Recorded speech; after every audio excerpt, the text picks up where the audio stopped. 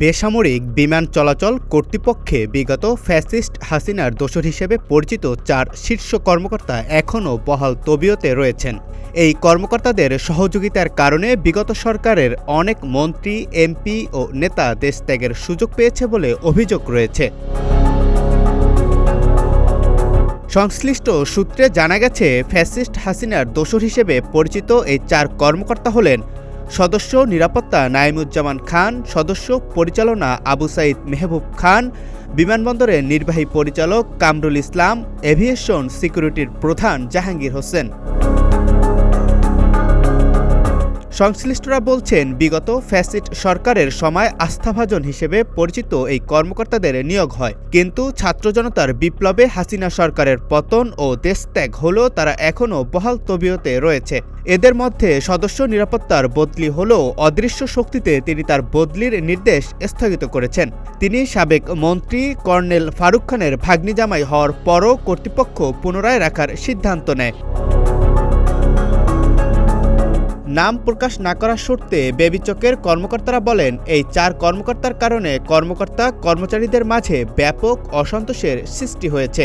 বিগত সরকারের পতনের পরপরই কর্মচারীরা ফ্যাসিবাদ মুক্তের দাবিতে বিক্ষোভ করলেও বর্তমান চেয়ারম্যান এর কোনো গুরুত্বই দেননি। বিগত সরকারের সময় যেমন তারা প্রভাব খাটাতেন, এখনও তারা একই রকম প্রভাব খাটান। চেয়ারম্যানকে নানাভাবে তারাই প্রভাবিত করে ফ্যাসিবাদের পক্ষে সিদ্ধান্ত নেন। কর্মকর্তারা বলেন, হাসিনা সরকারের পতনের পর যে সকল এমপি মন্ত্রী দেশ ছেড়েছেন তাদের সবাইকে এরাই সহযোগিতা করেছে। তাদের সহযোগিতার কারণে তারা পালাতে পেরেছে, এমনকি এখনও করছে বলেও অভিযোগ করেন তারা। বিমানবন্দরের সেবা নিয়ে যখন দেশে বিদেশে সমাদৃত হচ্ছিল, ঠিক সেই সময়ে এক রেমিটেন্স যোদ্ধাকে তার বাবা মায়ের সামনেই পিটিয়ে রক্তাক্ত করা হয়। এতে করে বিমানবন্দরের ভাবমূর্তি দেশ ও বিদেশে চরমভাবে ক্ষুণ্ণ হয়। এই ঘটনায় বিমানবন্দরের নির্বাহী পরিচালকের পদত্যাগ করা হয়।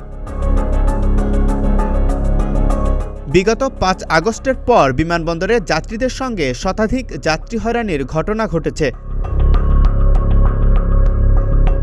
এদিকে আইন উপদেষ্টা ডক্টর আসিফ নজরুল বিমানবন্দরে রেমিটেন্স যোদ্ধাদের ভিআইপি সেবা দেওয়ার প্রতিশ্রুতি দেন। পাশাপাশি বৈষম্য বিরোধী ছাত্র আন্দোলনের অন্যতম সমন্বয়ক হাসনাত আবদুল্লাহ দুজনই বিমানবন্দরে প্রবাসী রেমিটেন্স যোদ্ধাদের প্রাপ্য সম্মান দেওয়ার কথা বললেও এই কর্মকর্তাদের নানাবিধ হস্তক্ষেপের তা হচ্ছে না বলেও অভিযোগ করেন অনেকেই।